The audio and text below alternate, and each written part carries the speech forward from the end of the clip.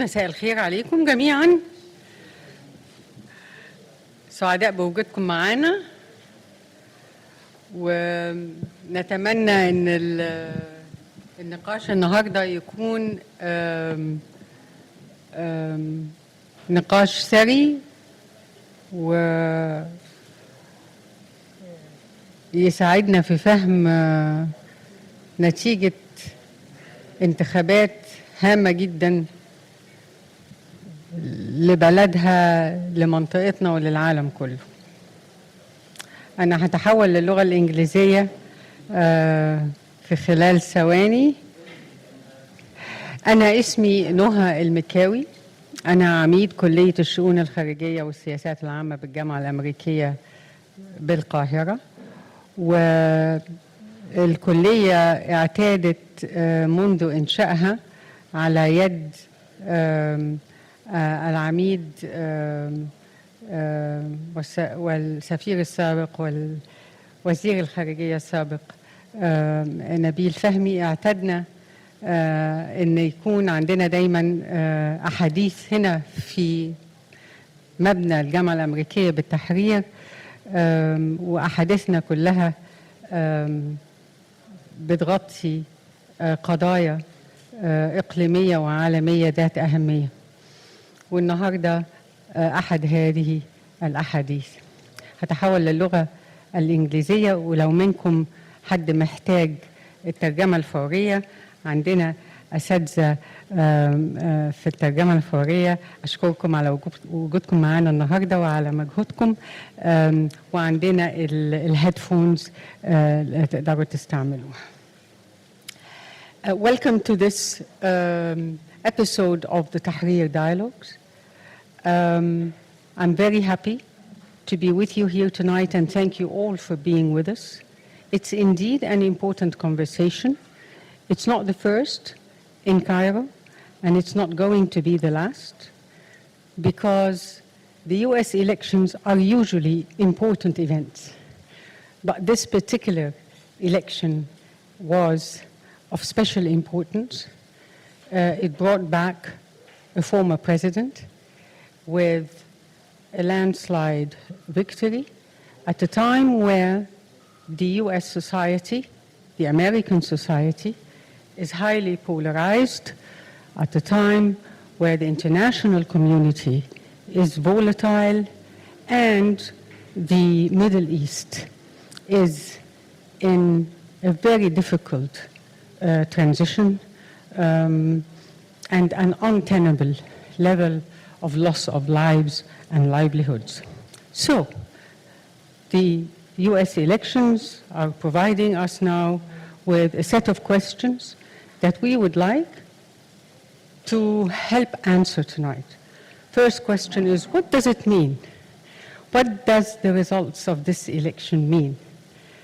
Number two, what will the future of the US society as we know it be as a result of this election, which not only brings a former president back to power with such a large majority of votes for him, but it also brings him back to power with a lot of concentrated power, with the Senate, Congress, and Supreme Court aligned to his strategies and his policies.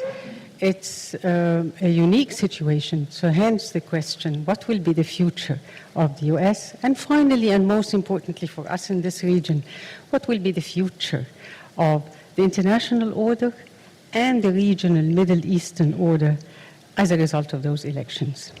We have assembled for you today an incredible number of experts who will help us answer some of those questions, if not all. I will start with Lisa Anderson, a name, a face, a mind, and a heart that are very familiar to us all here in the Middle East, and particularly here in Cairo and AUC. Lisa Anderson is special lecturer and James T. Shotwell Professor Emerita at the Columbia University School of International and Public Affairs, and she serves as the principal Carnegie Corporation investigator for a commission that develops guidelines for the conduct of responsible, ethical, and constructive social inquiry in the Middle East and North Africa studies. Dr. Anderson served as the president of the American University in Cairo for 5 years. Prior to that, she was the provost of the American University in Cairo. Professor Lisa Anderson is a scholar of high magnitude with many writings and seminal works that we teach and learn from in the Middle East. She has many books, among them The State and Social Transformation in Tunisia and Libya, published in 1986, and Pursuing Truth, Exercising Power, published in 2003. The second speaker we have today is John Alterman, Senior Vice President, Zbigniew Brzezinski, Chair in Global Security and Geostrategy, and Director of the Middle East Program at the Center for Strategic and International Studies based in Washington, D.C. He served as a member of the policy planning staff at the U.S. Department of State and as a special assistant to the Assistant Secretary of State for Near Eastern Affairs. John often teaches Middle Eastern studies at various universities in the United States, including Johns Hopkins. He is an award-winning teacher at the University of Harvard, where he received his PhD in history. He authored and co-authored several books and articles as well, and he has opinion pieces in several important and influential magazines and newspapers, such as the New York Times, the Washington Post, and others. Last but not least, we have with us Elizabeth Knapp. Elizabeth Knapp is a senior fellow at the Jackson School of Global Affairs at Yale University, where she teaches about the impact of contemporary Chinese governance systems, both domestically and internationally.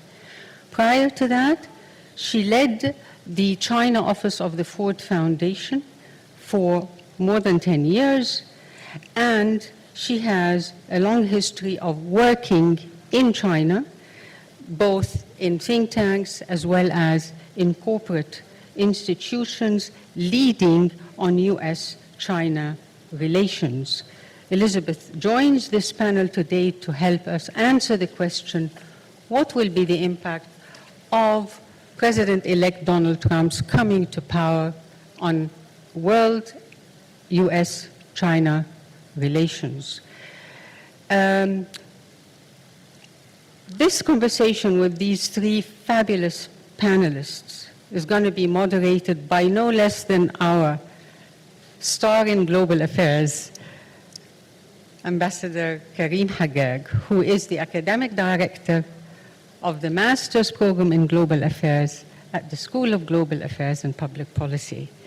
And he's a great moderator, so we are in good hands to get the best out of this conversation. I am looking forward to a good conversation with the panelists, to a great round of questions from your side to the panelists after Karim Haggag gives them a chance each to kick off the conversation with a few minutes of their reflections on this monumental US election result at a very important time in human history. I leave you in good hands with Ambassador Professor Karim Haggag.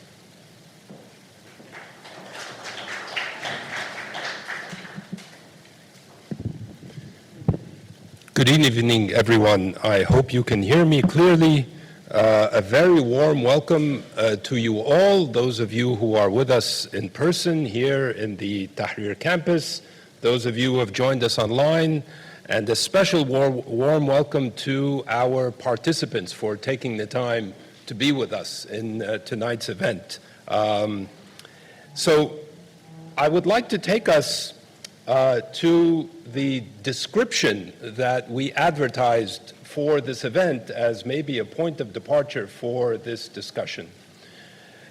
So every election is important. This one is especially consequential, potentially transformative, and certainly pivotal. These presidential elections come at a time of intense domestic political polarization in the United States. Globally, they come at a time of great power competition. In the Middle East, these elections coincide with numerous armed conflicts in the region, potentially escalating into a full-fledged regional armed conflict. So this is a time of great turbulence, a time of great apprehension for many of the United States allies and partners globally and regionally. And I think this marks the backdrop for our discussion. Lisa, if I could start with you to help us understand the implications of these elections for U.S. politics moving forward. Help us understand, how should we read this election?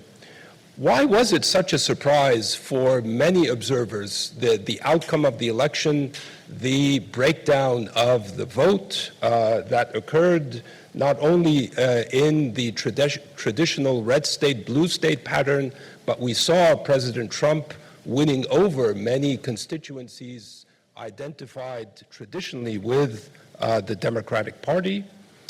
Was this election a surprise for you personally? And how will Trump govern for the next 4 years? Will this election prove to be a disruption, or will we find the pendulum of U.S. politics swinging back towards the center in 4 years' time? Lisa, over to you. Well, thank you very much. It's a delight to be with you. I only wish I was in Oriental Hall, literally as well as figuratively, but thank you for the invitation, and thank you for putting together such a distinguished group. I have a couple of observations that I think will run a little bit against the grain, perhaps, and I suppose that's why these conversations are always interesting and provocative. But keep in mind that I am not technically an Americanist, although I am a political scientist, and I have Americanists in offices right next to me, so I will speak with their authority, if not my own. But first of all, on the elections themselves, the early reports that it was sort of a landslide, that it was a really decisive victory on Trump's part, turn out to be not entirely true. Clearly, he did win the popular vote, and that's the first time a Republican has done that since Bush in 2004. Remember that Clinton actually won the popular vote by about 3 million votes. So clearly, this was a genuine victory on Trump's part, but it wasn't necessarily a landslide. His votes were in the right places, so everybody has had a lot of discussion about the swing states in the United States and the sort of sorting that's taken place over the last several decades. He won in the swing states. But again, Harris's combined deficit in Michigan, Wisconsin, and Pennsylvania was less than 250,000 votes out of a total of 150 million votes cast. So this is not overwhelming by any means.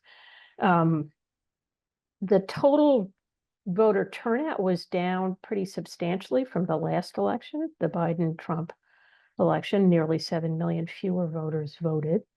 So in some ways, this is a pretty ordinary election. And I think it's worth keeping that in mind, that, you know, the candidates weren't ordinary, and I'll get to that in a minute, but the election itself came off pretty conventional.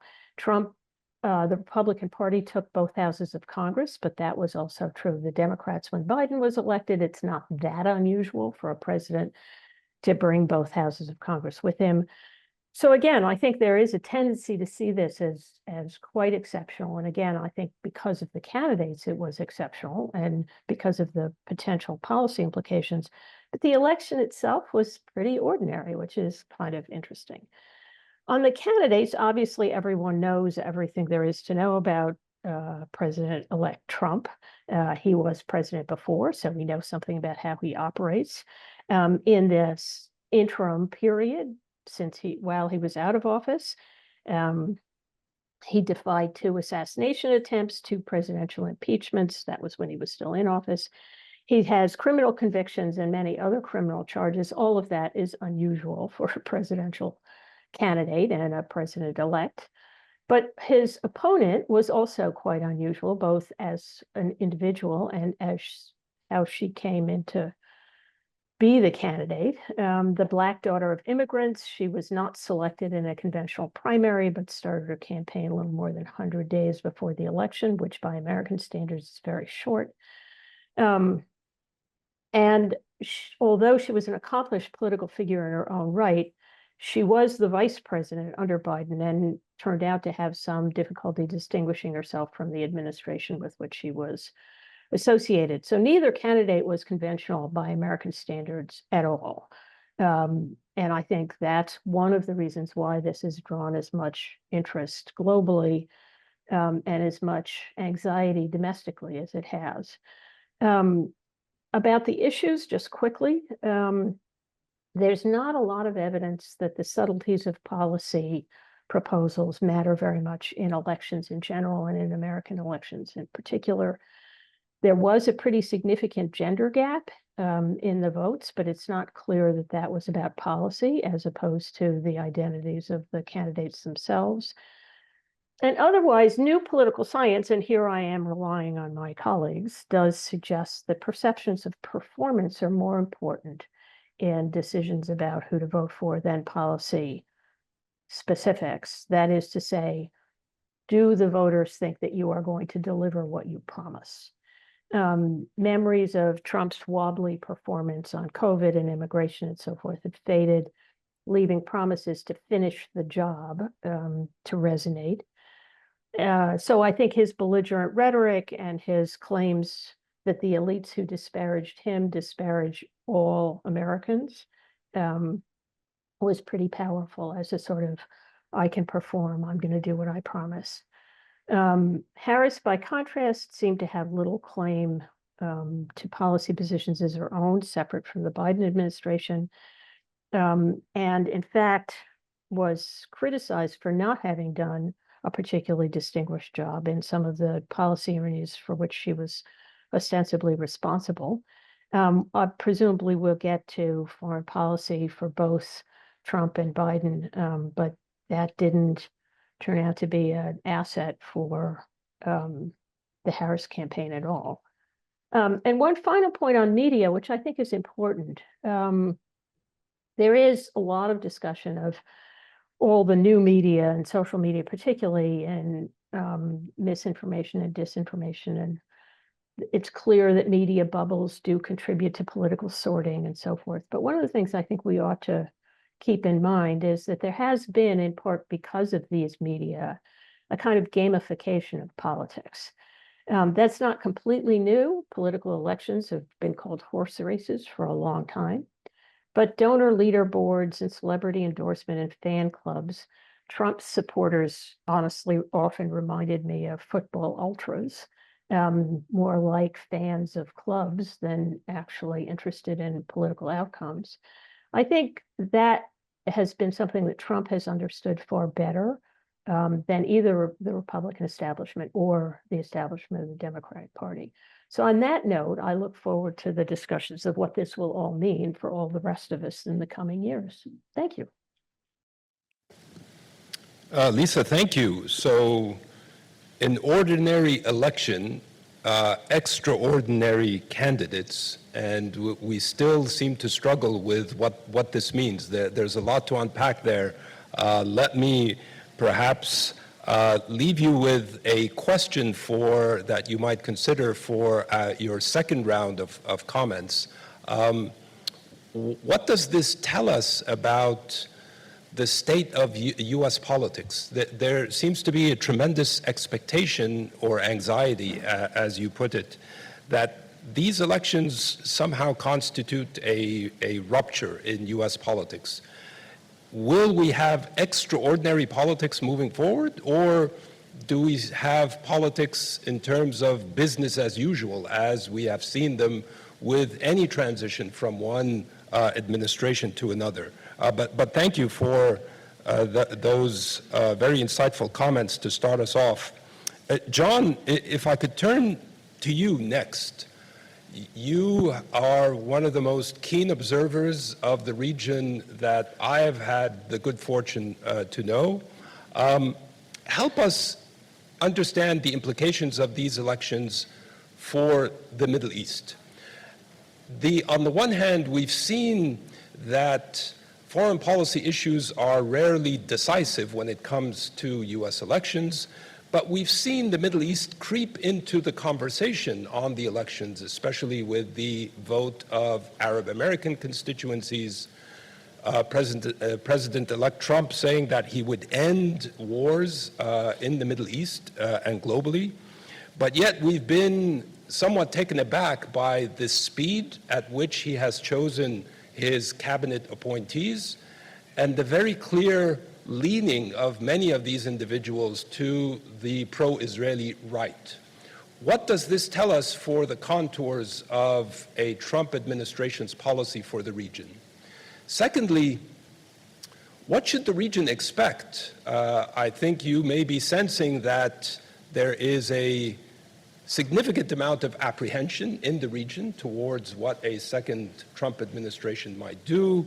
There are concerns about the U.S. policies towards the key issues of the Israeli-Palestinian conflict, the conflict with Iran, the ongoing wars in Gaza and Lebanon, but also in terms of the bilateral relationships that tie these countries with the United States.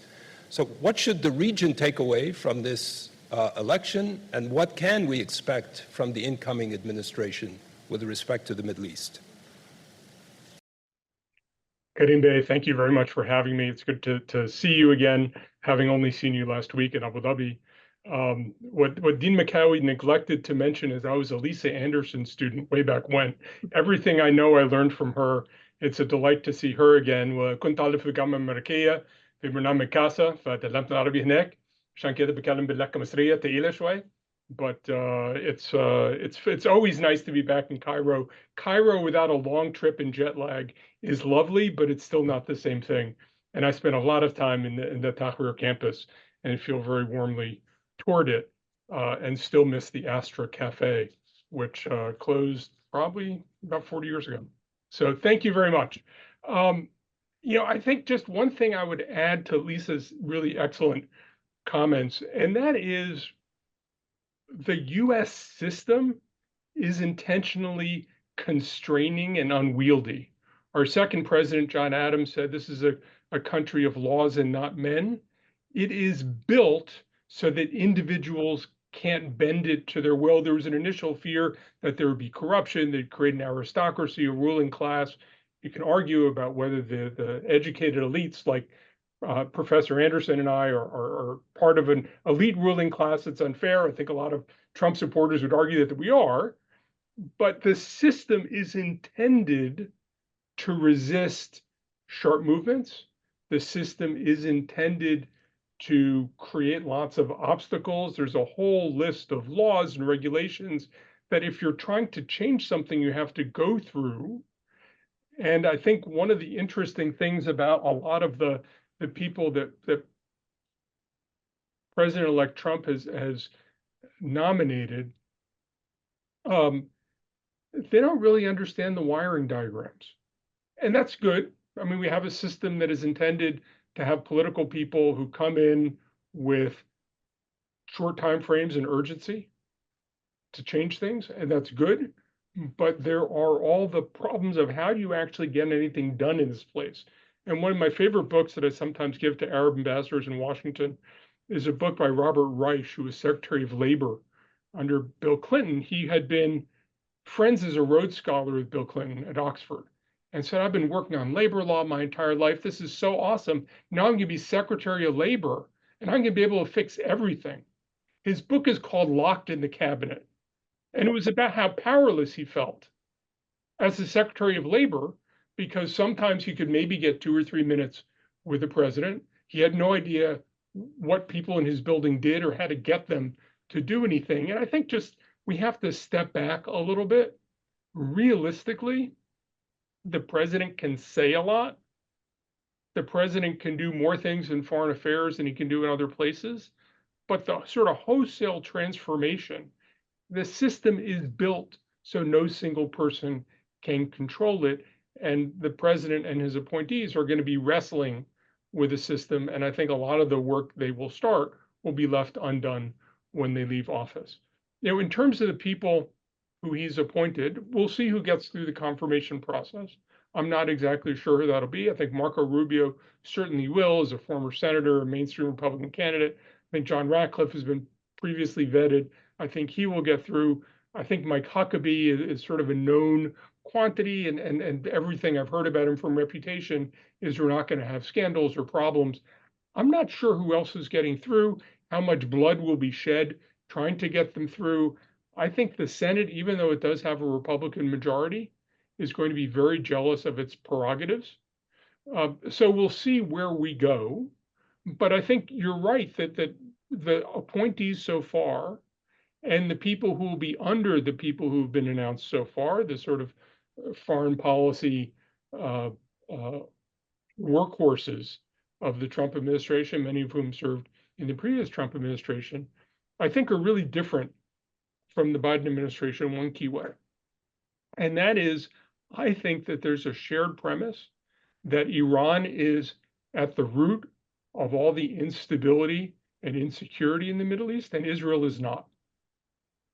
That's different from the Biden administration, which I think took a more holistic view. But I really think that when I talk to the Trump guys and gals, there really is a sense of, no, if you strip it down, Iran is really at the core of it all. And I think you're going to see that manifested in the policy. I don't think you're going to see a U.S.-Iranian war. I think the president, as you mentioned, talked about ending wars. He's talked about how the U.S. has wasted $8 trillion in the Middle East, talked about the biggest mistake the U.S. ever made was getting engaged in the Middle East. But I do think he'll leave Israel to have a much freer hand to deal with Iran than the Biden administration was inclined to do. I think that the U.S. role will be to steadily increase sanctions on Iran to make it harder for Iran to sell its oil to China, for example. Iranians will have their own response to that, and we can talk about what that's going to look like. But it seems to me that when you take Israel from this is a problem that needs to be solved, we have to lean on the Israeli government, which is at least part of what the Biden administration has done, especially after October 7th, 2023, and say, no, the focus is we really have to change the Iranian calculation. The way we will do that is we will crank up economic pressure and give the Israelis a free hand. I think you end up with a very different U.S. strategy toward the region. I think one of the challenges prosecuting all of this is that from President Trump's perspective, unpredictability is not a bug, it's a feature. His unpredictability is a way to get people to give in to him. It's a way to get people to want to give him things, to want to conform. So he sees it as a strength. The challenges are if you're in his administration and you're trying to speak for him, it's very hard to speak for somebody who's unpredictable. So you lose the multiplier effect of everybody understanding how we're going to get there together, the sort of commander's intent challenge, I think. And when you have a very big, complicated government with lots of people, it's hard to speak for the president unless you're speaking with the president, and that can change depending on the last person in the room. So I think that ends up being somewhat constraining. Also, from the perspective of allies, well, this is one of the things we saw in the last administration, the Japanese, for example, who feel they absolutely need to be close to the United States. Prime Minister Abe had no idea had to feel secure about his relationship with President Trump. And yes, he kept trying to do things. He came over for Trump's birthday. He gave him a gold golf putter. He did all kinds of things. But I think that the unique ability of the United States to direct large alliances and to create multilateral arrangements where people know their role and want to align with the United States, I think is going to be somewhat frayed, both in the near term and in the longer term. And I'll talk about that in a second. In terms of his policy toward Palestine, I think, again, a very permissive view toward Prime Minister Netanyahu. I think we shouldn't mistake the fact that they certainly have had personal tensions in the past.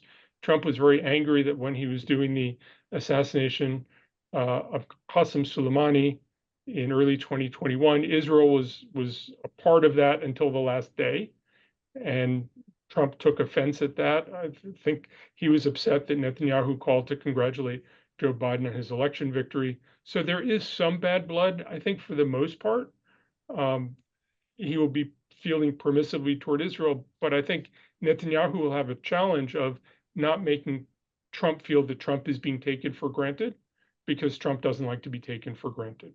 But I think for the most part, he and the people around him will want to be very permissive and understanding of Israeli intentions.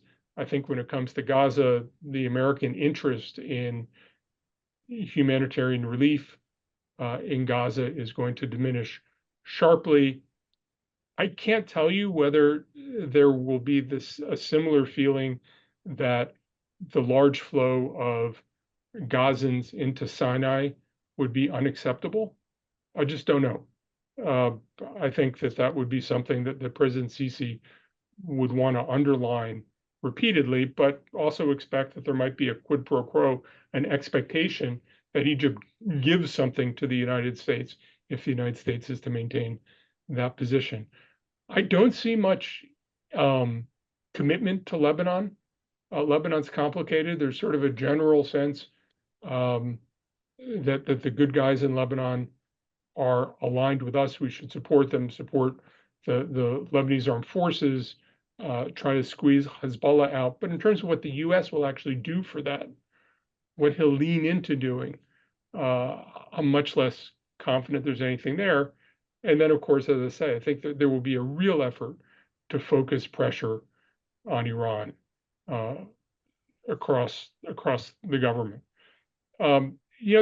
Within this administration, within the Republican Party, there's, I think, a tension between folks who feel more hawkish, traditionally used to talk about human rights a lot, I think much less in recent years. People who were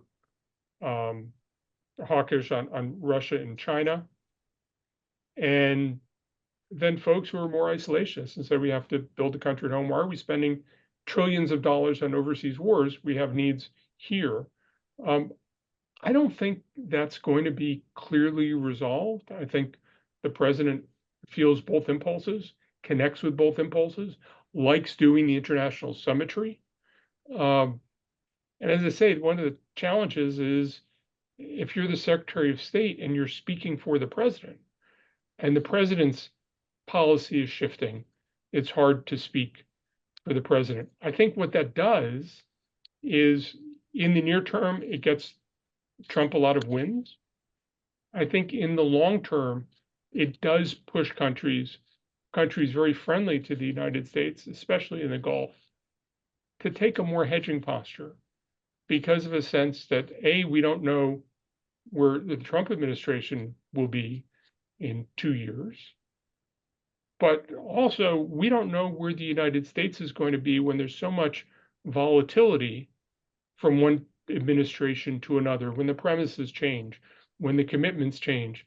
And to me, that's one of the challenges for U.S. allies going forward, is there always was a sense that U.S. politics wouldn't really interfere with foreign policy, and it would stay within a relatively narrow bounds.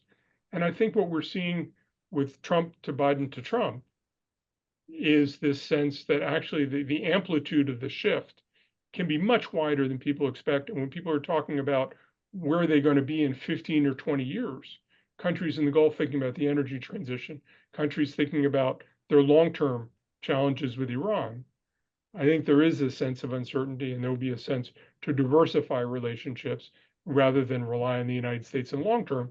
But in near term, there'll be an effort to engage very positively with President-elect Trump.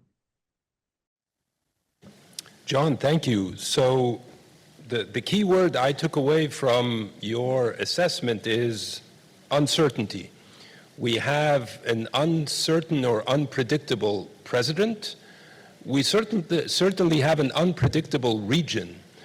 So if I could leave you maybe with the question to think about that we could get back to, what can we expect in terms of unforeseen developments that the Trump administration will have to react to, and the range of responses that you can think of that would determine the Trump administration's policy to the unforeseen? So in the Donald Rumsfeld nomenclature, that's an unknown unknown? Yes, that's a bit difficult to translate into Arabic, but yes, that captures it. ده مش مسؤوليتي يعني. Let me leave that with you to think about, and I will come back to you on that. Elizabeth, let me turn to you. You come to us with a very long and well-established experience engaging with China. I think your perspective would really be invaluable here to tell us, how do you think this election looks like from Beijing? What are the expectations of a Trump administration, given that this is now Trump 2.0? Trump 1.0 was actually very fixated on China. The attempt to balance what was seen from the perspective of President Trump during his first term as an unbalanced relationship, one that was not working for the United States, and obviously a very hardline approach to managing the relationship between the United States and China. Will Trump 2.0 be different? And what can we expect in terms of how that relationship, which is arguably one of the most consequential bilateral relationships globally, how will that relationship be managed? Okay, well, thank you for having me. I really appreciate being able to participate in this conversation. And I think even though each of the three of us are talking about something different, we're also talking about things that are interconnected, right? So I'll just say a few things. I was in China for 2 weeks prior to the election. And then last week I met with the relatively senior delegation of Chinese who came post-election to sort of start to test the waters and see what was going on. So I would say the Chinese have a phrase when they were looking at Harris and Trump as candidates, and they refer to it as two bowls of poison, basically meaning that either outcome was not really going to change the fundamental competitive relationship that the U.S. sees with China. So they weren't thinking, I think when Biden was elected, many of us would tell our Chinese colleagues, now things are going to be better.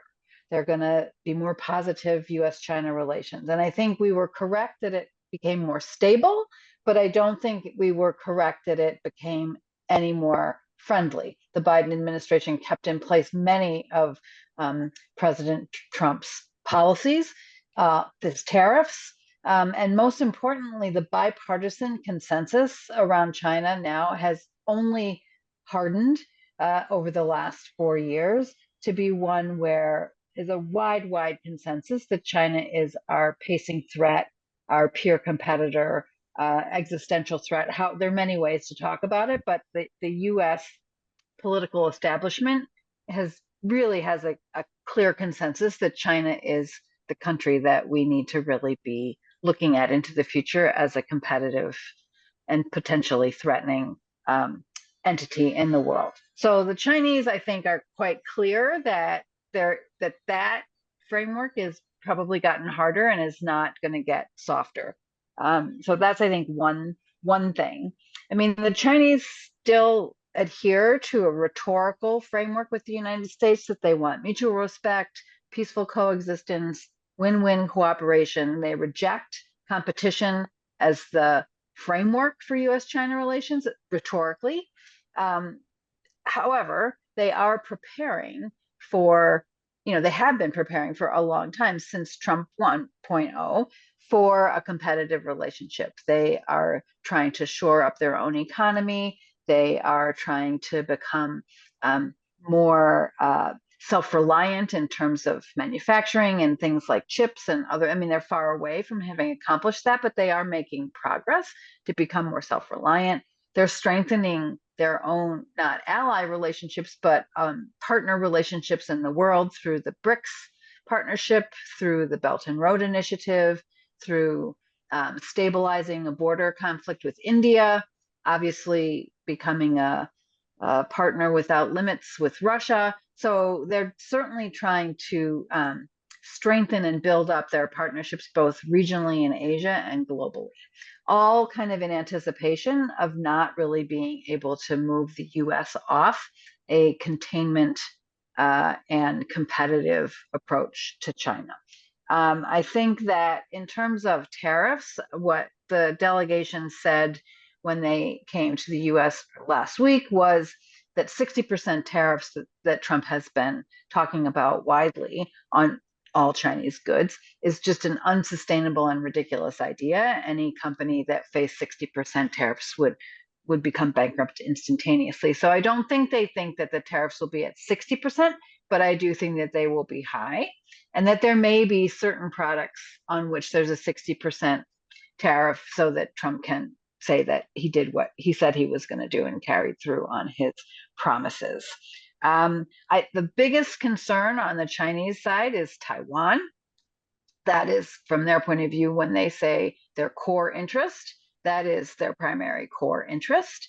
I think they are afraid that Trump is, well, first of all, that the people who've been appointed, Rubio, Walz, these people are pretty hawkish on China and potentially sort of pro-Taiwan, not that interested in, and that Trump himself could be transactional when it comes to Taiwan. So maybe that's good for China. Maybe you trade something, China gets Taiwan and we get something else. That's something that might happen, but I think there's enough resistance in the United States to that I'm not sure that Trump would be able to actually accomplish that, even if he wanted to do a deal like that. So Taiwan is really their biggest concern. I mean, you can see Taiwan is already buying more arms, as many as they can, to sort of help. Donald Trump wants to sell more arms to Taiwan. They want Taiwan to pay for more of its own defense, et cetera. So they're already moving in that direction to assure Trump that they hear what he is saying. I think that, like everyone else has said, President-elect Trump is unpredictable. So on the Chinese side, he could want to, renew his friendship with President Xi Jinping and loves the sort of the big strong man kind of political engagement. He could be transactional and just trade one thing for another thing, but he has put in place more ideological people with a consistent ideological point of view about China. And so who will run the day here? Is it going to, and then the other wild card, of course, is Elon Musk, who is obviously at the moment incredibly influential in President-elect Trump's sort of pre-inauguration stage, and has very significant economic and business interests in China, with Tesla being one of the biggest EV producers and sellers in China. And so Trump has surrounded himself with a set of conflicting interests when it comes to China, and then he himself, I think, as at least in his first administration, demonstrated a bit of variability and volatility when it came to how he engaged with China. And so I think it's a big open question about which Trump and which Trump influencer is going to show up and when with China.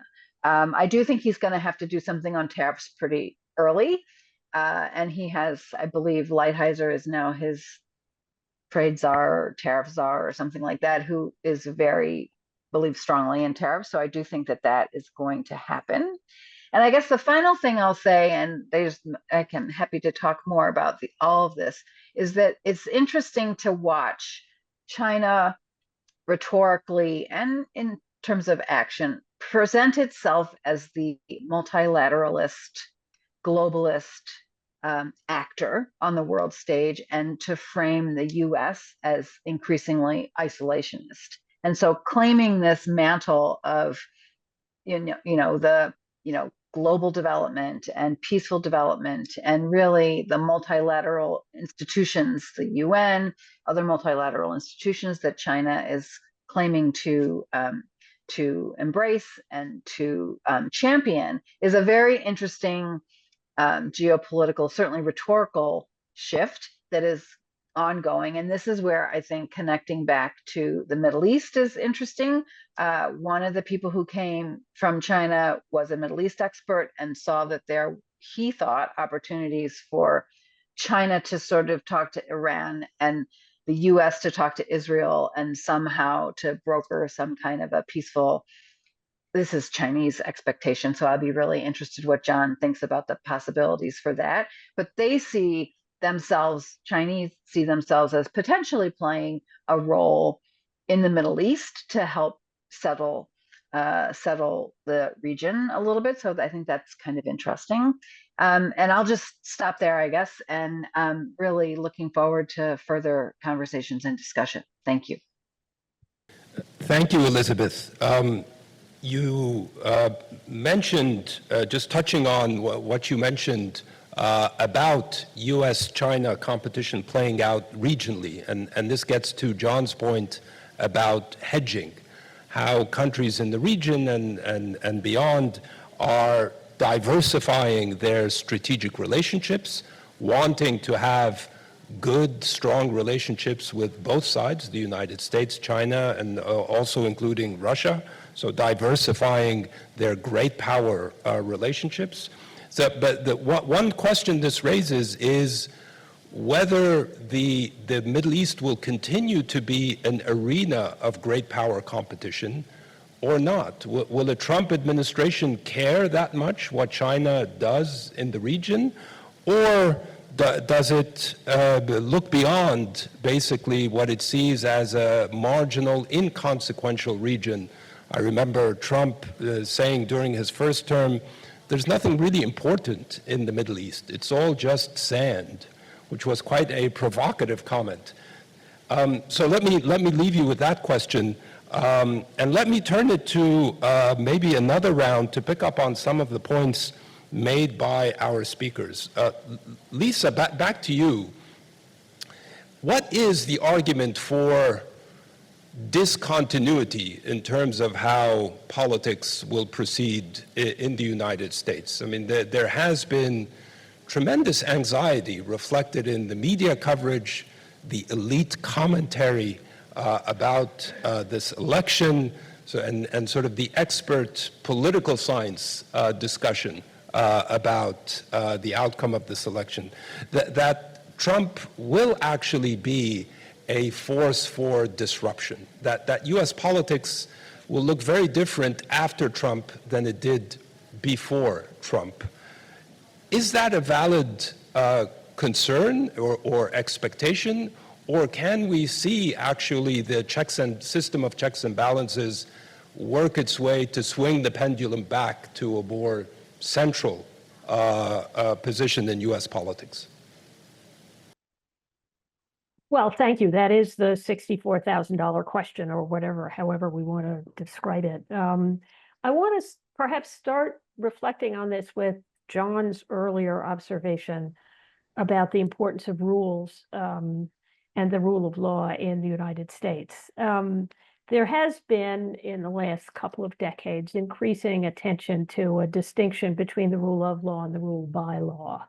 That is to say, is in this instance the President of the United States actually subject to the law, or are other people subject to laws that he himself writes or enforces? And I think that's the real tension here, is that people are concerned that Trump's behavior, and in fact much of what he says, suggests that he thinks he doesn't actually have to follow the same rules that everyone else has to follow. And insofar as that's true, that's the beginning of the end, or the erosion of, the founder's sense that everyone would be subject to the rule of law, and thereby constrained, and thereby limited in how far afield they can go at any given, so that the amplitude of the kind of variation from one administration to another would be diminished, because everybody had to follow somewhat the same kind of institutional arrangements.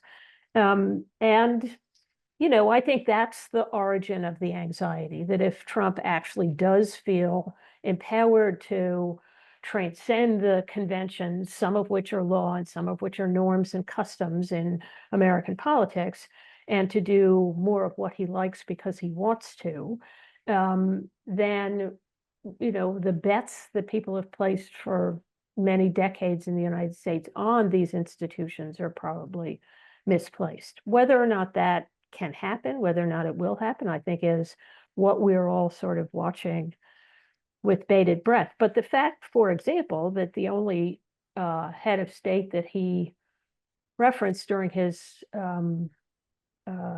presidential debate with Harris was Viktor Orban, suggests that he thinks that law can be used to change the rules of the game. And so you can work within the system to change it. And I think the question really is he intending to do that? Is he going to be able to do that? And what kind of, not legal, but political constraints are there likely to be? Which is one of the reasons why I think it's worth remembering that this was a pretty ordinary election. For all of the talk about if Trump were not to win, that he would try and overturn it and so forth and so on, it proceeded pretty normally. And so is there a political will, for example, in the Republican Party to constrain him? So the current debate about whether the Senate is going to confirm some of his candidates for cabinet posts and so forth and so on, he's been saying, and people around him have been saying, Congress should go into recess, and he would make recess appointments, and he wouldn't have to have them confirmed. Well, that's sort of a game playing with the rules, technically allowed, but not really in the spirit of things. And if the Republican leadership in Congress and the Republican Party, old guard, if you will, are prepared to have him be able to do things like that, then I think we're talking about the rule by law rather than the rule of law. And I think that's what people who describe Trump as a fascist are really trying to evoke. It's partly name calling, obviously, but it's also trying to evoke a sense that this is not going to be an administration that feels itself constrained by the conventions of the classic legal arrangements and institutional arrangements for politics in the United States. So I think there's a responsibility, or we need to be watching the Republican establishment. And of course, on the Democratic side, there's similarly a sense that the Democrats have benefited from a lot of rules that they seem to have, in a sense, made up as they were going along, among Trump supporters who feel that, a lot of the affirmative action rules, a lot of the benefits that people have had, I'm talking obviously from the point of view of universities who are being criticized for their diversity and equity initiatives, all those kinds of things have been technically institutional innovations and initiatives, but they seem somehow unfair. And I think trying to reconcile lawfulness and fairness is going to be important, and lawfulness and norms and so forth, they're going to be important for both the elites of the political parties. And I don't see as much sort of attention to that as I think would reassure me. So in the absence of that, I do think the anxiety about whether Trump thinks he can and will be able to transcend the conventional institutions is certainly understandable. Lisa, thank you. John, I left you with this challenging question of trying to predict the unpredictable. What can we see from an unpredictable president, an unpredictable region? Let me try and ask you to help us put this in context. If you can explain to us what seem to be these two tendencies within the incoming administration. On the one hand, we have a clear isolationist tendency that is voiced most strongly by the vice president, J.D. Vance, and also by Trump himself. I mean, this instinct of disengaging from foreign wars, disentangling from foreign alliances, the loose talk about withdrawing from NATO, ending the wars in Ukraine and the Middle East. So that seems to be one tendency. There seems to be an opposite tendency, one that is more hawkish, more interventionist, more muscular in terms of how the United States exercises power in the world. That seems to be centered around figures such as the Secretary of State designate, Marco Rubio, others around the Trump orbit like Lindsey Graham from the United States Senate. These are two very different tendencies. How can we expect these to play themselves out in a Trump foreign policy in the Middle East? The isolationist tendency would say we don't want to go to war in the region, but the interventionist tendency might enable others to go to war, might enable an Israel to go to war against Iran. What can we expect from these two different tendencies within the administration? I mean, it seems to me that the fundamental premise of Trump's theory of governing is that when people know exactly what you're going to do, they can capitalize on it to your disadvantage. And when people don't know what you're going to do, then you have the advantage and you can manipulate people. I think that's his approach to alliances, is that the problem with alliances is it lets European countries, for example, underinvest in security capacity because they assume the United States will do it. And his objection is not to NATO in general. His stated objection is to the fact that the United States spends a lot of its GDP on security, and European states feel comfortable not investing what they've pledged to invest because the US will pick up the slack. And I think from a transactional standpoint, he just thinks that's a bad deal. But I think that in the same sense, when you think about the interventionists versus the isolationists, the fact that he's the decider and nobody's exactly sure how he's going to decide is, to his mind, something that empowers him, something that empowers the United States. Out of that unpredictability, out of the sense that you can persuade the president to do something different, he sees that as a position that he sees that as amplifying his position, as strengthening his position. It's when you know exactly what he's going to do that you can either invest in undermining him, underinvest in supporting him, right? So I think that the key to understanding his operating mode is it's about maximizing leverage, and part of maximizing leverage is being unpredictable and having people feel they need to win you over. Now, when it comes to the Middle East, my prediction is that he wants to invest much less in the Middle East than previous presidents have done. He doesn't buy the idea that diplomacy is really like gardening, as George Shultz would talk about. You have to continually invest. I think he sees as you come in, you solve a problem, and then you go back to talking about important things.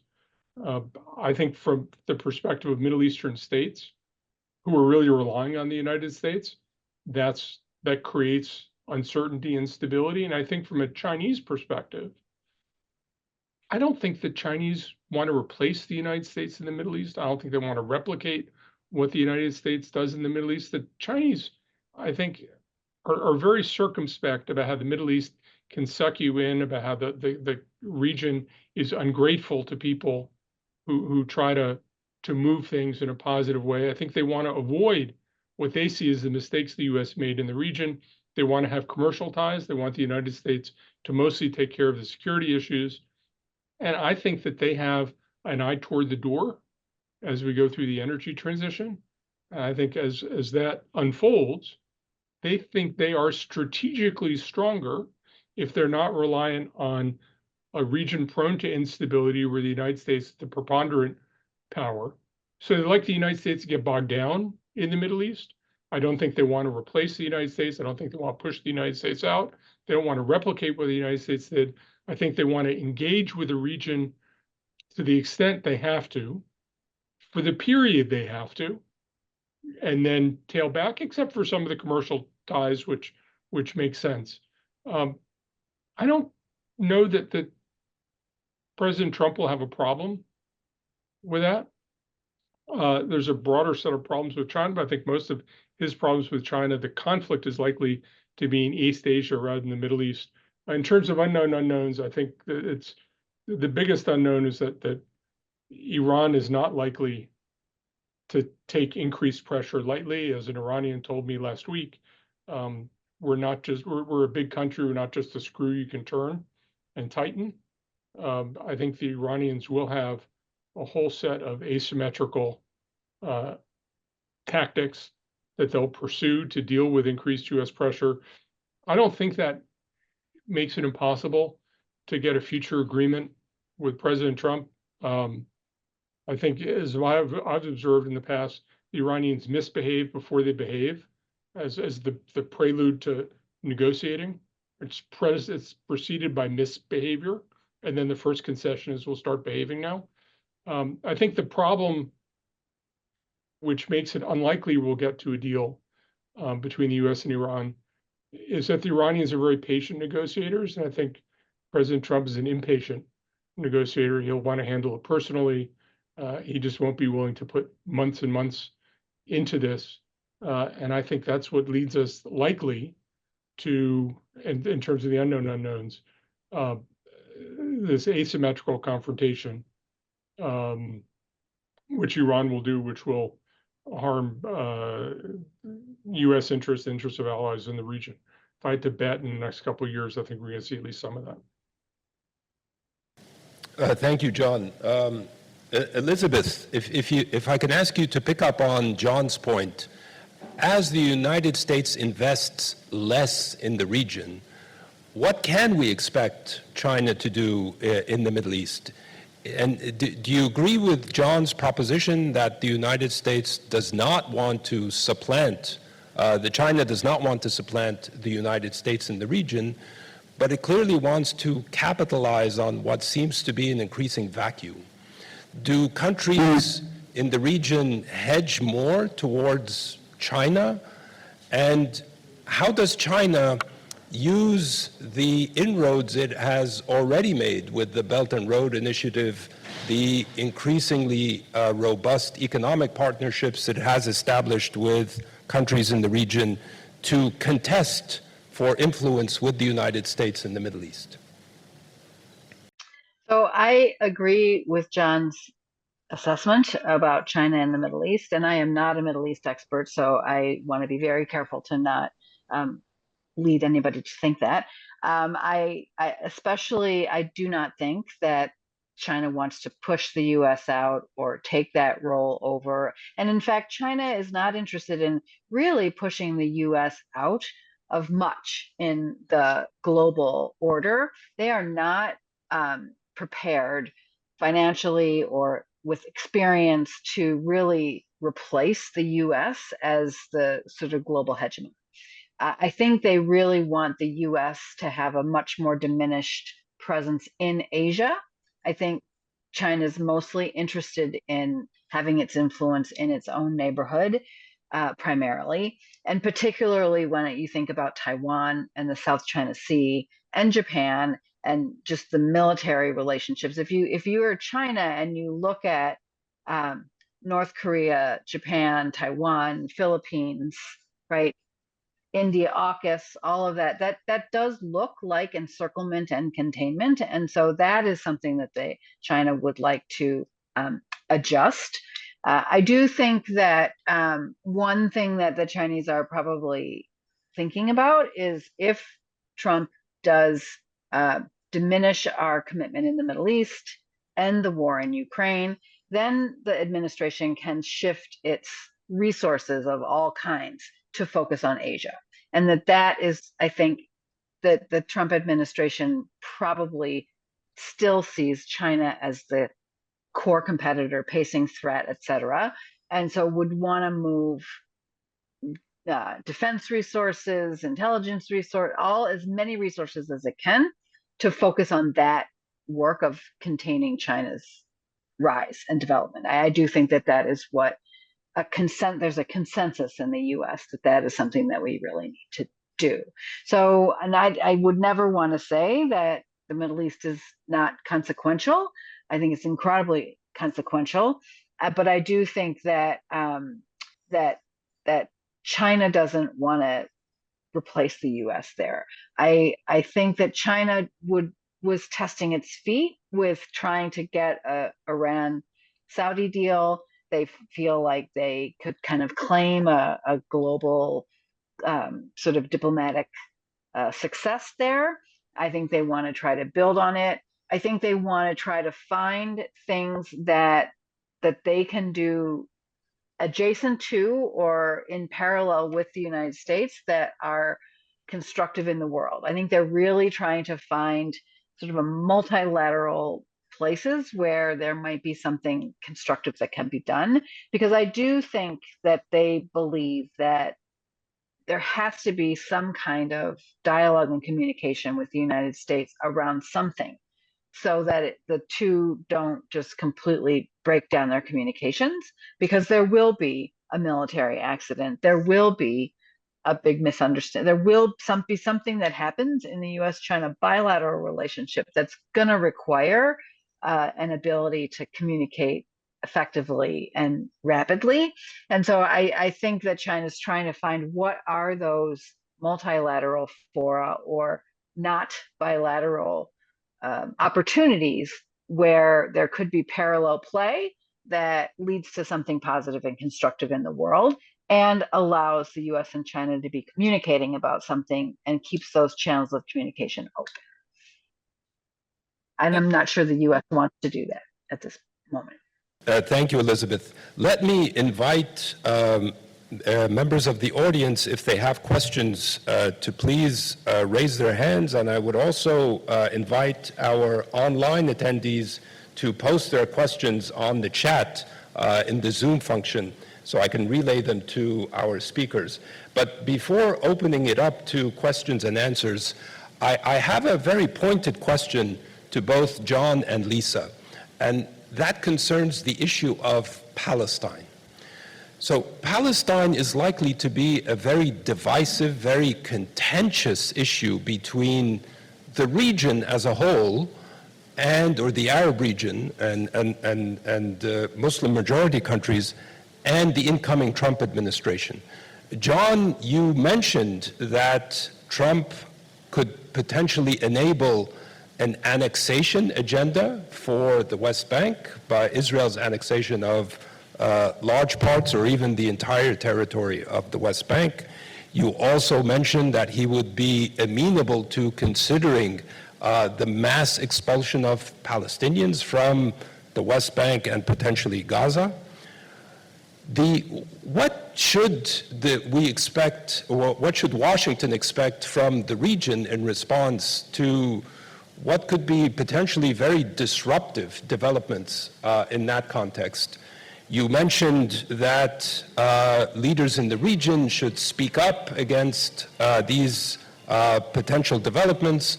President Sisi has repeatedly characterized the mass expulsion of Palestinians from Gaza as a red line for Egypt. King Abdullah of Jordan did the same.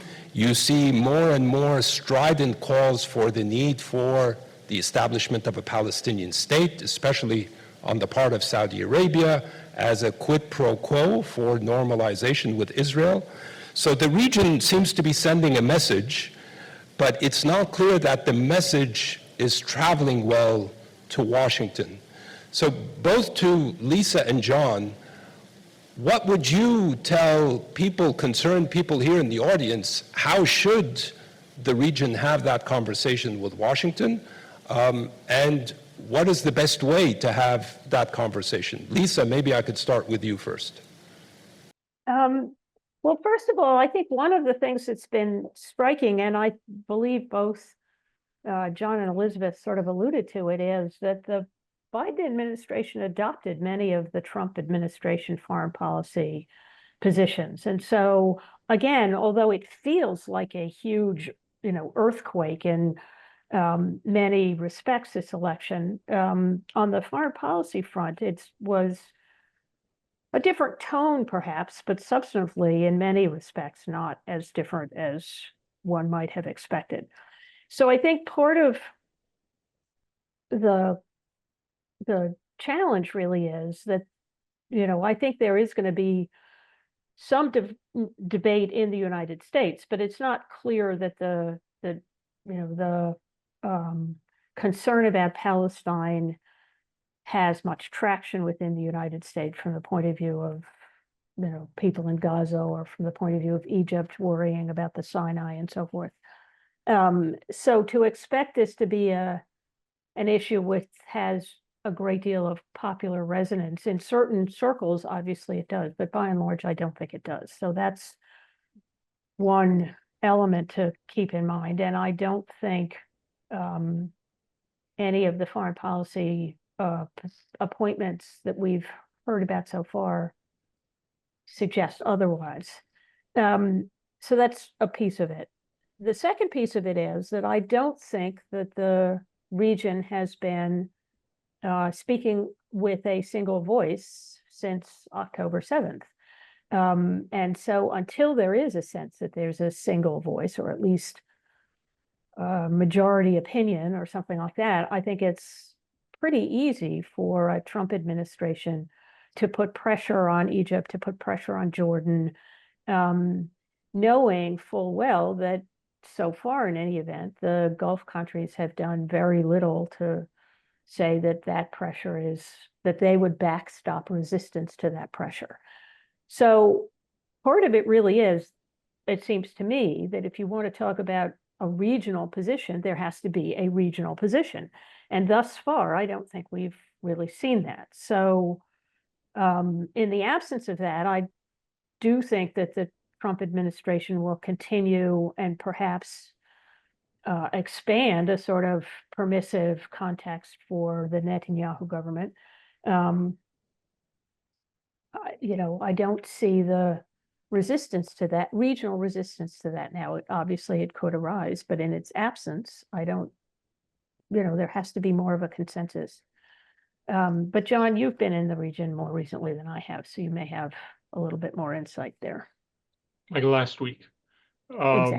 Exactly. So first, Kareem, just to issue a gentle correction, I don't think I mentioned the Trump administration's attitude toward annexation. I talked about the flow of refugees rather than the expulsion of refugees. I think there's a difference. I think there's much more they're willing to ignore. And I think that if it's about ignoring things that happen, it's one thing. If it's about policies of the Israeli government, I think it sort of necessitates a conversation. I really don't know how the Trump administration would respond to annexation, but I don't know how annexation would proceed in Israel. I know Bezalel Smotrich, the finance minister, has talked about it, but he talks about a lot of things, and he doesn't often get his way on big things. I think there are other issues, actually, which are quite consequential. For example, the rules that Smotrich he has not put waivers on conditions with dealing with Palestinian banks, in the West Bank, could really provoke an economic collapse in the West Bank. And he seems to think that might be a good idea. I think the Biden administration has been leaning hard, a Trump administration much less likely to lean hard. So I think it's issues like that. You'd see more sort of creeping issues where the US doesn't get involved, much more than sort of big muscle movements where the world is paying attention, and the Trump administration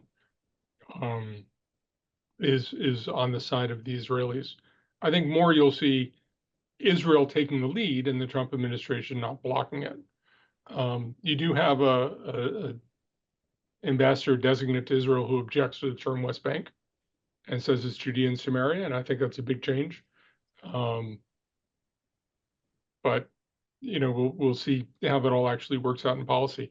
I think, to amplify what Lisa said, one of the challenges to understand the Arab view on Palestinian statehood is every time I go to the Middle East, I keep hearing stories about Arab leaders who reassure Americans they don't really care. And at best, that's a mixed message for Americans. I think Americans who aren't familiar with the Middle East, or some who are familiar with the Middle East, accept the answer that they like. And it's very convenient to think that people don't care. To me, the core of the problem is that a Pew poll from last spring found that 80% of Israeli Jews don't think a two-state solution gives them security. And in a democratic state, unless you can change that overwhelming rejection of a two-state solution by Israeli Jews, then I think you can talk about it all you want, either as an Arab state, as the international community, anybody else. It's just not going to be consequential. One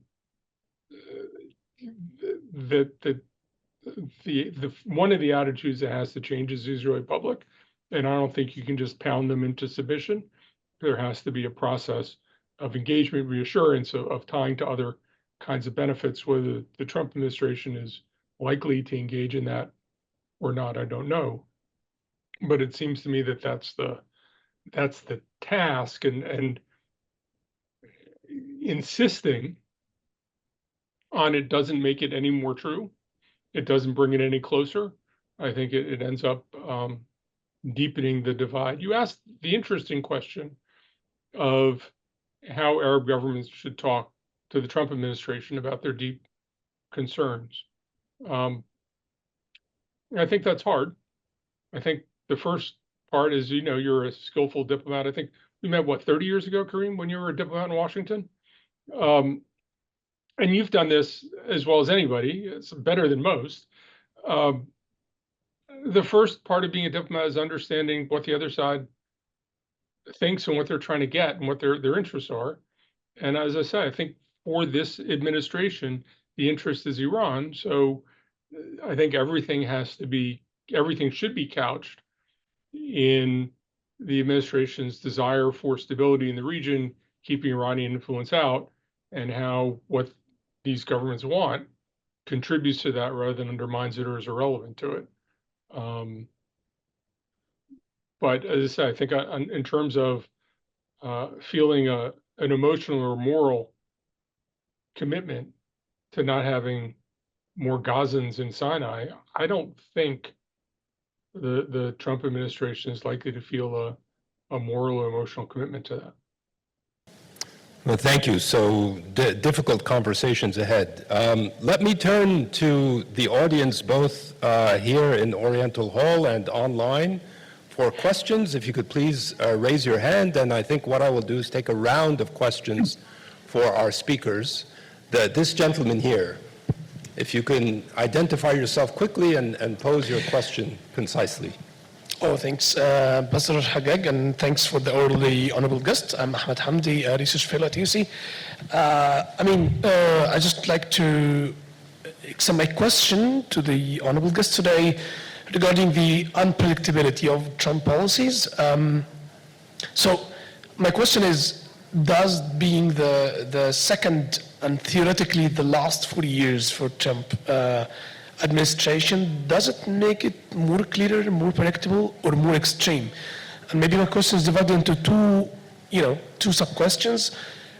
The inner policies in the United States, how the deep state, quote unquote, perceives Trump administration, especially in memories, we still have the January 6th Capitol incident, among other policies. Does it make it more clear, better, or maybe more extreme because it's his last, theoretically his last term?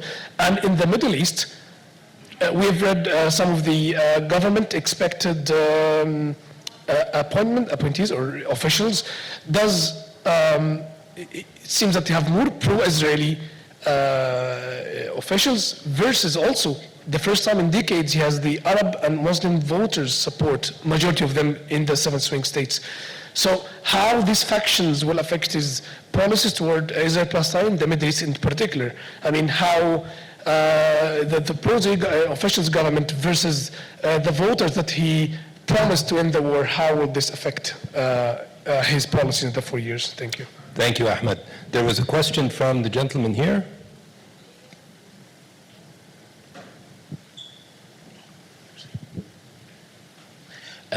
Good evening. I'm Mina Nader, a journalist with the Media Line, an American news agency. My question is, given the strategic importance of Egypt in the Middle East, how do you anticipate the results of the US election will impact the future Egyptian-American relations, particularly in areas like military cooperation, economic aid, and human rights? With the US continue to balance its strategic interests with concerns about Egypt's domestic policies. Thank you. Dr. Mona, please. Let me acknowledge the presence of Dr. Mona Makram Abed. Pleasure to have you. Thank you for being with us. I know you've recently returned from China as well. Yes. First of all, thank you very much for a very entertaining discussion with people I know so well, whether it's Lisa, who left such a memorable souvenir in Egypt, John, whom I met so many times, Elizabeth, not yet. I'm very surprised, and of course Karim, who was my assistant at one point. I'm very surprised that you didn't bring, while we're talking about the Middle East, about the controversies that are happening now. How don't you speak about Saudi Arabia? Because I think that the deal of Saudi Arabia that was going to be done on the 6th of October is what provoked the 7th of October, tragedy, if you want. And I think that Trump is very keen on having this deal fulfilled, whether it is on the Saudi side or on the only thing is that Saudi Arabia has promised that it will not go into this deal unless a Palestinian state is promised or is accomplished or will be there, the state that we have asked for so long. Thank you. Thank you. Let me take those questions back to our panelists. Lisa, maybe you can tackle the question of, will Trump 2.0 be different than Trump 1.0? I mean, it's the same man, the same president. And is it correct to frame politics in terms of this narrative of the populist right versus the deep state? I think that's a very interesting frame. John, the question about the US-Egyptian bilateral relationship, will that look different under Trump? And also, of course, it was the first Trump administration that really set the normalization train off and running. Will a second Trump administration place the same priority on normalization? Elizabeth, I have a very interesting question from the chat. regarding this agenda of trade protectionism. Will the imposition of high tariffs ultimately ruin the United States' global economic position, or will it actually potentially enhance it by undermining the Chinese economy and also the implications for BRICS? Let me start in the same order. If I could turn to Lisa first, please. Very briefly, I think the president-elect's intention is to have a different kind of administration in many respects, and this is how most of his candidates for positions in the administration have been interpreted.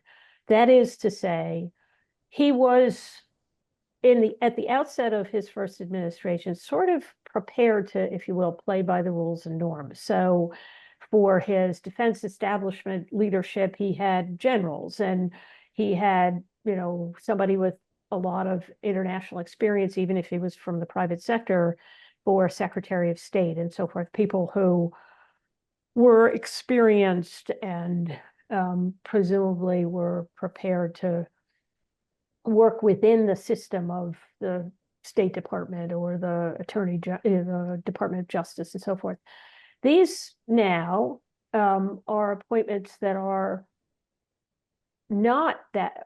Marco Rubio maybe, because he was in the Senate and on the Foreign Relations Committee, but by and large, if you look at the proposed appointment for Attorney General, this is someone who is actively hostile to the bureaucracy that he's supposed to run. And so I think Trump's sense was that he was in fact too constrained by people who were not loyal to him and did not want to accomplish his goals, and that he's going to be appointing people he deems more loyal and more likely to do what he instructs them to do. I think the general sense that John has conveyed, that it's sort of hard to read what he wants to do, I think is going to be a complexity here. But I think the intent is to, as Trump has repeatedly said, finish the job. And I think the way he understands the job is, at least in part, to rid the federal government of people who are the constraints on populist enthusiasm, the sort of paper pushers and people who get in the way and who regulate and whose job it is to regulate. And if you don't want regulation, then you don't want those people and so forth. So I think that's the intent. And the question really is going to be, as I started, the extent to which the existing Republican, to some extent now, because they have Congress, is going to resist that or enable it. But I think Trump himself sees this as a more radical administration than his first. Thank you. John. Yeah, I think the U.S.-Egyptian relationship is still very far from returning to the point of centrality in U.S. strategy that it had for several decades. I think Egypt is less effective, less forceful as a regional actor, less decisive as a regional actor. So that will, to some extent, dilute the relationship. But certainly the whole human rights, the lecturing that has been part of U.S. policy toward Egypt, I think for all of the last 40 years, except for the Trump administration, I think will certainly diminish. The military aid will flow. The economic aid, which, as you know, is significantly diminished from what it was, will continue. So I think that there will be fewer obstacles, but it also won't recover the centrality that it's had before, because there's a sense that Egypt is no longer central. The fact is the Gulf is perceived to be central, and that leads me to Dr. Mona's question. Just seeing her makes me feel young, because I was a young man when I first met her, and she is wonderfully preserved, and it makes me both jealous but also optimistic about my own future. So it's good to see you again. I was never of the view that the Saudis were going to sign this comprehensive agreement with the United States now. I think by talking about their openness to it, if you sort of think about the orientation of magnets. They were able to take the hostility in Washington against Jamal Khashoggi and against the murder of Jamal Khashoggi and get everybody thinking about what do we have to do to get the Saudis to agree to this. They're talking about a nuclear program. They're talking about a written defense agreement. They're talking about a treaty that goes through the Senate, getting 2/3 votes. I think we're far from that. But I think that in many ways, having it become a central part of the Middle East policy discussion served its purpose and got people thinking about how to please the Saudis instead of how to punish the Saudis, which is the way that the Biden administration started. So I think it served its need. I think if you look at this from a strategic standpoint, the Crown Prince believes he'll be in power for the next 40 years or more. I don't understand where the urgency would come from. The urgency is on the American side. We have these American political clocks that keep ticking 2 years, 4 years, or it's, in this case, less than a year. I think the Saudis have been using their understanding of the American political system to create urgency on the American side to their own benefit. But I think under the current circumstances, not only with the Biden administration, but I think in the future with the Trump administration, with what's happening in Gaza, what's happening in Lebanon, and also with King Salman still being there and being historically committed to Palestine, I don't think we're on the brink of this. To my mind, what you're going to see is the Saudis continuing to talk about the possibility of it, continuing a policy where people are trying to get the Saudis over the line and give them things, but always holding back from that final moment until they've gotten what they think they can. I don't think they do feel urgency. I think they do see this in terms of decades. They see it as elevating their centrality to the region, and the way we talk about it sort of reinforces their centrality to the region. I think they see that all as advancing their interests, and they are really serious about acting now to prepare for the need for a much more diversified economy in the energy transition. And when I was in Abu Dhabi last week, and somebody told me that, when oil prices in the middle of COVID went to $30 a barrel, at least in the Emirates, that was seen as a really bracing example that high oil prices are not permanent. And they will go down at some point. And how the hell are we going to deal with that? I think the Saudis are focused like a laser beam on how do you transition to the future. And that means getting people to want to engage with Saudi Arabia, invest in Saudi Arabia, all those things. That's the important thing. And keeping a deal with Israel out there keeps people wanting to bring the Saudis on board. And I think they see that as very much serving their interests. And I don't see why they'd want to kill the goose that lays the golden egg. Thank you, John. Elizabeth, you have the last word on this conversation. The prospects of a U.S.-China trade war.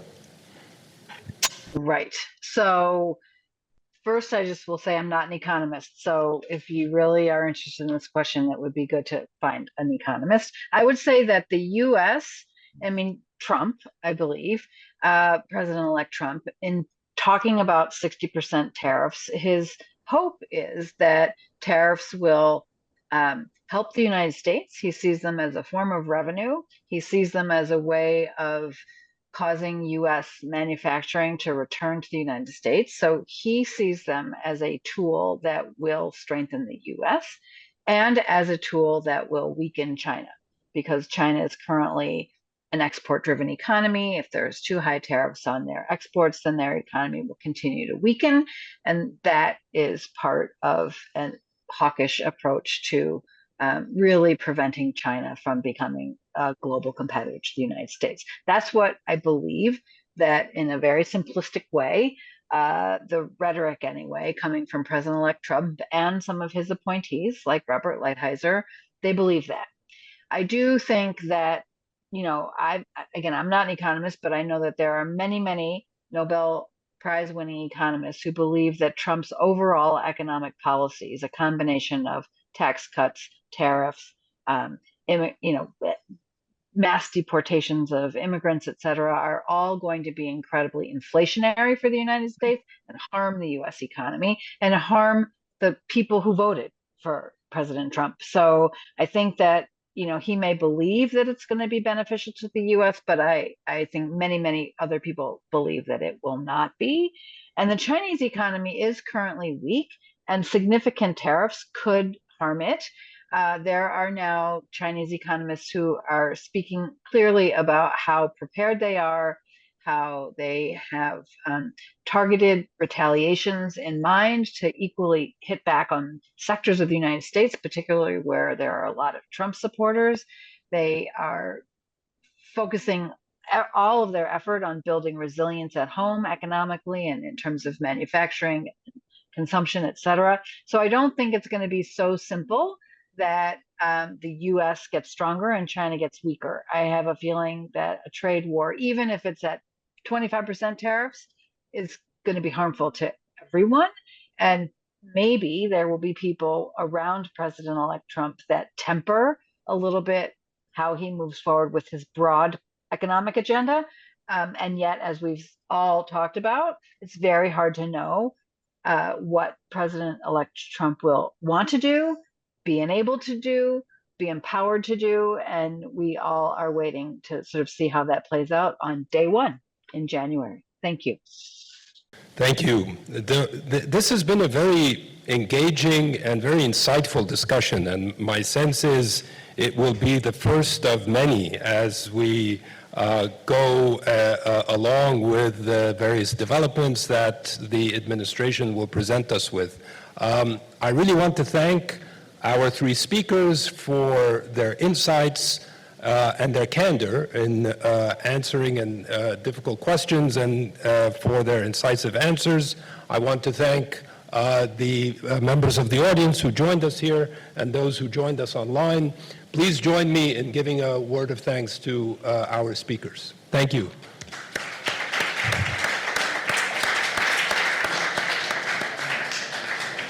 Have a good rest of the day for those of you on the East Coast, and look forward to seeing you all again soon, hopefully in person. Thank you. Lisa, John, Elizabeth. Thank you very much. Thank you very much. Thank you. Thank you.